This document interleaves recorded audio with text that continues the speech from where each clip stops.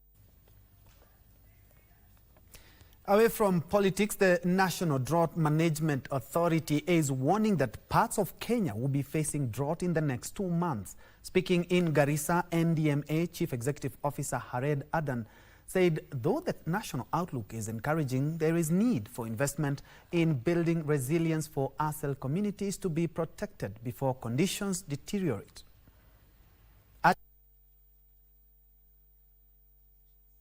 Completed for 1.7 million shillings to replace a hand-dug watering point that communities have been relying on for years.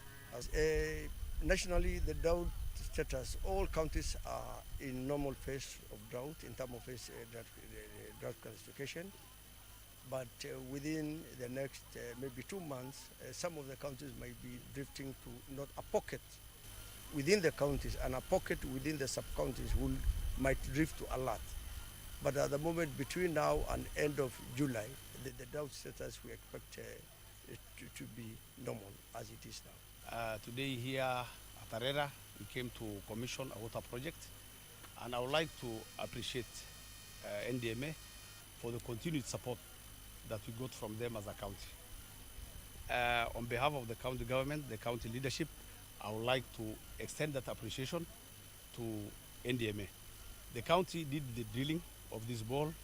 They help us in having the storage facility as well as the water troughs.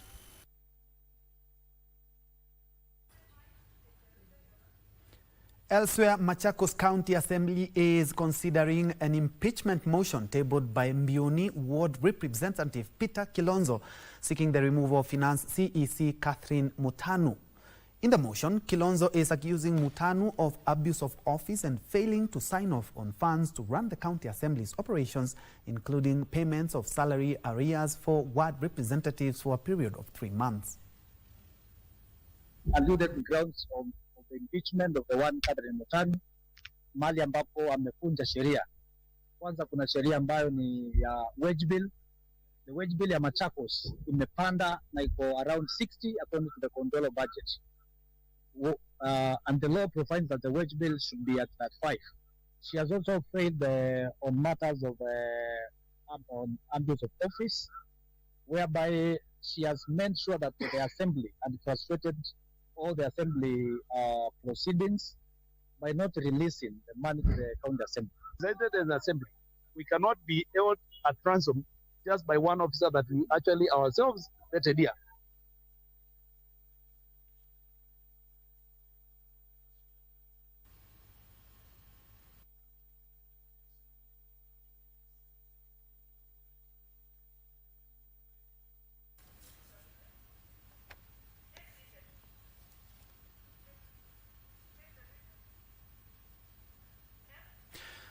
Time to make sense of shillings and cents in business, where local insurance and clearing and forwarding companies are rushing to beat the July 1st deadline, which requires all imports to be covered by locally insured marine cargo insurance.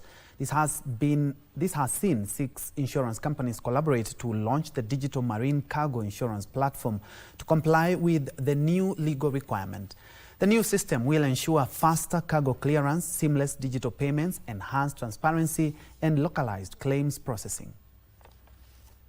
Under the revised Marine Insurance Act and the Insurance Act, the law now requires importers to obtain marine cargo insurance from local underwriters as the government moves to grow the niche market. The Kenya International Freight and Warehousing Association says logistical congestion at inland depots and logistical bottlenecks with international shipping lines continue to cause huge economic losses for Kenya and its landlocked neighbors. The days of fragmented manual processes are giving way to seamless digital experience that gives importers, clearing agents and regulators confidence that every certificate issued is genuine, traceable, and fully compliant with the law.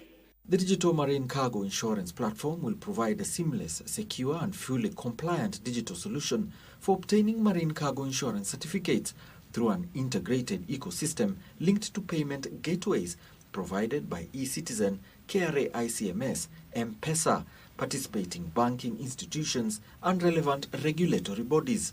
While for us, as the underwriters, we bring the underwriting capacity, the capital required to do this business, and importantly also the commitment to pay claims faster. This partnership presents a unique opportunity for all of us to ensure service delivery, improve risk management, leverage technology, and create lasting value for KIFWA members and the wider industry. In preparation for implementation, KIFWA and its partners say they have concluded nationwide sensitization and training programs for members and industry stakeholders in Nairobi, Mombasa, Malaba, Busia, Namanga, and Isebania. Alan Auko, Lunchtime News.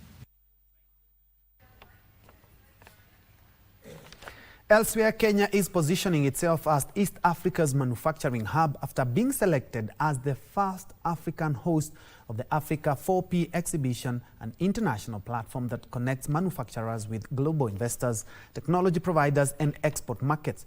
The exhibition, scheduled for January next year in Nairobi, will bring together players in the plastic, printing, packaging, petrochemicals, signage, and graphics sectors.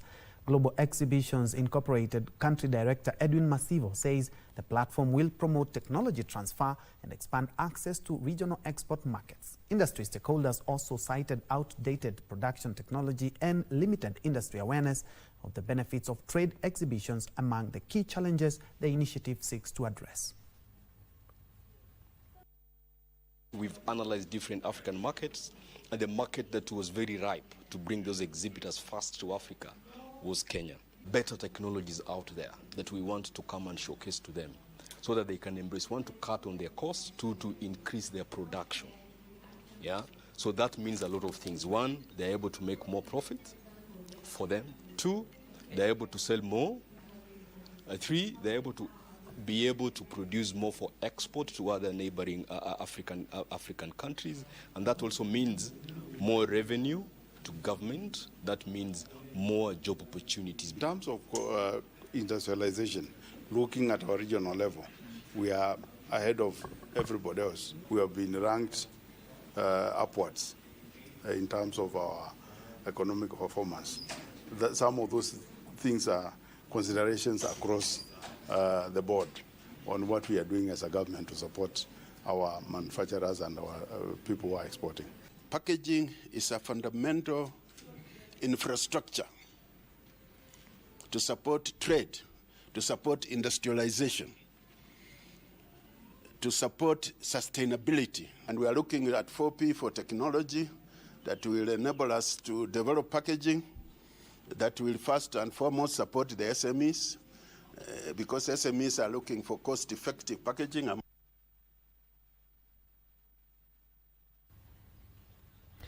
Moving on, the government has moved to approve policy frameworks aimed at leveraging artificial intelligence, AI, and expanding the business process outsourcing sector. A cabinet readout from Thursday's cabinet meeting says the executive has established a standing cabinet committee on artificial intelligence, AI, in a bid to anchor Kenya's digital economy.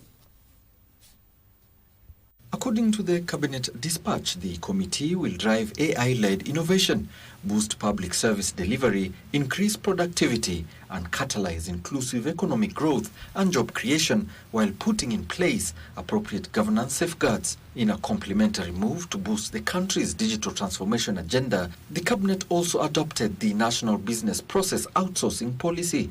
The policy aims to position Kenya as a leading global outsourcing destination, targeting a significant share of the global BPO market, which is projected to exceed 68 trillion shillings by the year 2030. The government intends to leverage Kenya's highly skilled, multilingual workforce, strategic time zone, and advanced digital infrastructure to attract international investment and create thousands of quality digital jobs for young people across the country. The BPO sector employs more than 40,000 workers, with a target to move this to more than 300,000 by the year 2035.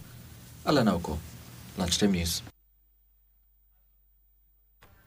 And in other news, investors in Kenya's leather industry are calling for deeper stakeholder engagement in the industry to attract investments. KenInvest Chief Executive Officer John Mwendwa says Kenya has one of the biggest opportunities in the leather industry with the potential for investor growth and employment expansion.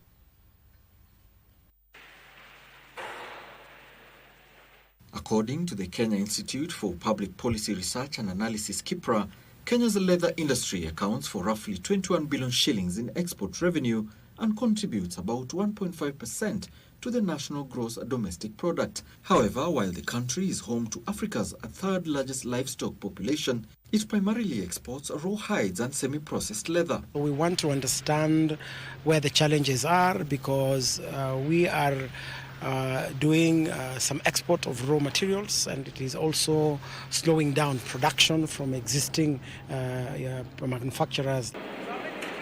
Players in the sector say more could be done in policy and legislation to improve the industry, even as the country looks at ways of improving its value chains through stakeholder engagement within the country. We want to see whether by the time we turn the month of July going into August, we can really have some alignment. And alignment is where the voice of the private sector and government is all seeing the opportunities in the same way. The most important for us is if all the raw material is converted into a product. And since we are already in the international market, and also we are now the domestic market increasing, we need raw materials. Speaking during a tour of Alfarama Tannery Limited in Athi River, KenInvest Chief Executive Officer John Mwendwa says Kenya could do more, with the sector said to have an untapped potential, with the sector's value put to a potential size of 120 billion shillings and a further capacity to create 100,000 jobs. Alan Auko, Lunchtime News. The Agricultural Finance Corporation is rolling out a production cycle lending model to offer farmers longer payment periods. The lender's managing director, George Kubai, says the credit model will ensure farmers service their loans after harvesting their crops to reduce the lender's non-performing loans. Access to credit remains a challenge to farmers. To address this, the Agricultural Finance Corporation is seeking partners to boost lending to farmers. Kubai is urging lenders to adopt the production cycle lending model as an agriculture de-risking strategy. What we are doing right now is to basically lend money to the SACCOs, to the cooperatives. These cooperatives are the secondary institutions. The primary institutions which you are appraising for lending to. But behind the scenes, downstream, they are able to lend to their farmers who do not necessarily need to have the conventional securities. And this is how we are able to drive the financial inclusion and make sure that even those that do not have the necessary collaterals are able to access financing from AFC. The model will ensure farmers service their loans once they harvest and sell their produce. We are going to enhance the financial ability of these farmers because they'll be able to maximize their benefits from their produces through this model, and hence be able to repay their loans. And this is what creates sustainability in the model, in the agricultural financing model. AFC has signed a memorandum of understanding with Dan Church Aid Kenya, is access of solar-powered cold storage facilities more accessible and affordable for farmer cooperatives. This is all about a partnership where we want to make sure that we are able to avail to the cooperatives financial resources to basically help us in terms of managing the post-harvest losses. Britton Elia for Lunchtime News.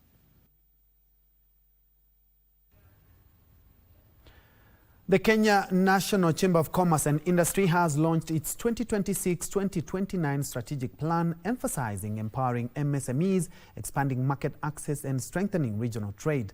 KNCCI Mombasa chapter chairman Abdul Jamal has said the strategy was a transformative blueprint for driving economic growth and reshaping the country's commercial landscape.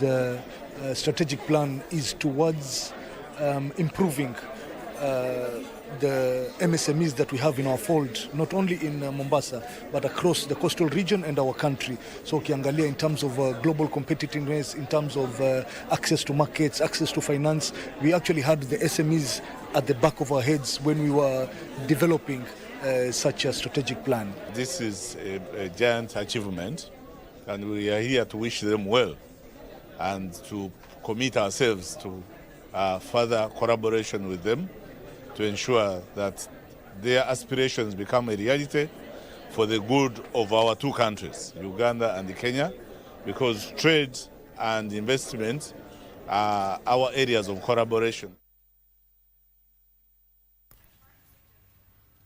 Now, African nations have been urged to confront unfair global practice on tariff escalation. This has seen developed markets allow raw agricultural commodities to enter the African market at low or zero duty while imposing higher tariffs on the same products once they are processed. Agriculture Cabinet Secretary Mutahi Kagwe has told the global agricultural leaders that this unfair practice is hurting Africa's industrialization agenda. My colleague Ezekiel Owino with the details. As goods have fetched higher earnings in the global market, unlike raw materials, this has trapped Africa into exporting cheap raw materials while importing expensive finished goods. To correct this, Kagwe is calling for adoption of policies that prioritizes local processing, noting that Kenya's ban on raw in-shell macadamia exports demonstrate the direction the continent should take. You create a taxation regime that favors or that zero rates taxation on agricultural inputs or processing equipment or tractors. That is helping and financing agriculture. CS Kagwe further revealed that the government was exploring strategies to increase processing, branding, packaging along the tea and coffee value chains. The future depends on agriculture, and agriculture depends on farmers. Should not therefore the welfare of the farmer become the foundation upon which every agricultural policy, investment and innovation is built? And I believe that it should. Meanwhile, the government plans to clear more than 70,000 bags of unsold Mwea rice through the Kenya National Trading Corporation. The move is aimed to easing storage constraints, improving farmers' cash flow, and preparing for the next harvest. This rice has taken some time, but we are really going to mop it up for us to be able to see what's happening in the market. For us to import any rice, the government is committed to buy local rice before buying imported rice. Deliveries are expected to continue until mid-August before the rice is distributed to public institutions across the country. Ezekiel Owino reporting for Lunchtime News. Kenya has entered a new financial year, setting in motion the implementation of the 2026-27 national budget as the government begins executing a spending plan expected to shape economic activity and revenue collection over the next 12 months. The new fiscal year, which officially commenced today, comes just hours after millions of taxpayers raced to beat the June 30th deadline for filing annual income tax returns, with the Kenya Revenue Authority marking the transition from the one tax cycle to another. Strengthening revenue mobilization, improving tax compliance. The start of the financial year gives legal effect to budgetary allocations approved by Parliament, allowing ministries, departments and state agencies to begin implementing programs financed under the 4.8 trillion shillings budget. The rollout will also see the National Treasury operationalize expenditure ceilings, while the Controller of Budget oversees withdrawals from the Consolidated Fund. The commencement of the new fiscal year also ushers in the implementation of the recently assented Finance Act 2026, which introduces a raft of tax and administrative reforms aimed at strengthening revenue mobilization, improving tax compliance and attracting investment. Among the measures taking effect are changes to tax administration, a reintroduced tax amnesty program, incentives targeting investment in the petroleum sector, revised duty-free allowances for arriving passengers and tax relief on selected healthcare products. The government hopes the reforms will support economic growth while enabling the Kenya Revenue Authority to meet its ambitious revenue targets and reduce reliance on borrowing to finance public expenditure. July 1st also marks the beginning of a fresh budget implementation cycle for county governments, with counties expected to roll out development projects and recurrent expenditure programs funded through equitable share allocations and locally generated revenue. The transition comes amid continued fiscal consultation, with Treasury seeking to narrow the budget deficit through enhanced domestic revenue collection and prudent expenditure management while keeping public debt on a sustainable path. Meanwhile, attention has also shifted to tax compliance following the lapse of the June 30th deadline for filing individual income tax returns. Under Kenyan tax law, every registered taxpayer is required to file annual returns regardless of whether they earned taxable income during the year. Taxpayers who fail to comply with the filing deadline risk penalties and interest as the Kenya Revenue Authority intensifies enforcement efforts. The close of the filing season now allows KRA to begin reconciling taxpayer declarations to identify non-compliant taxpayers and pursue enforcement actions where necessary. Trevor Ngendo for Lunchtime News.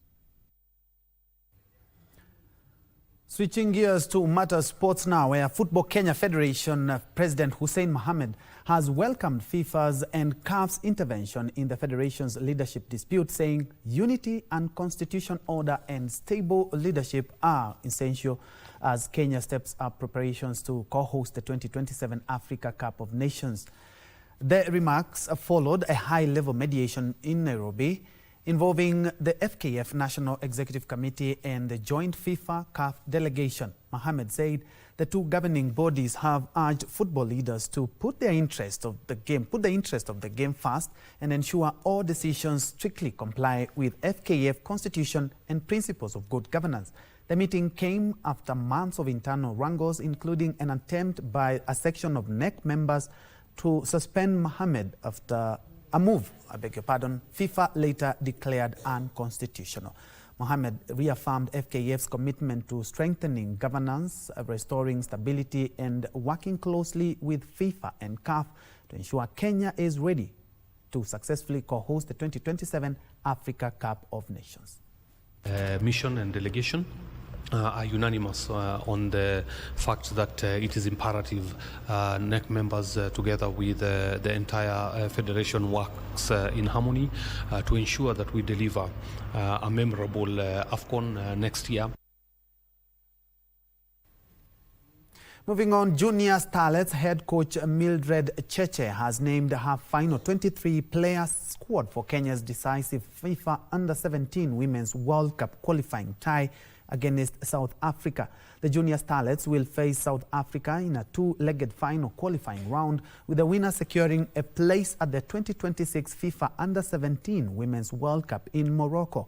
Kenya will play the first leg in Pretoria on Saturday before hosting the return match at Nyayo National Stadium on 12th of next month. Cheche has retained a balanced squad led by goalkeeper Michelle Okoyo, midfielders Ife Nora and Clarice Demba, and forwards Emily Adhiambo and Tabitha Wambui. The team is currently in residential training as they fine-tune preparations ahead of the crucial qualifier.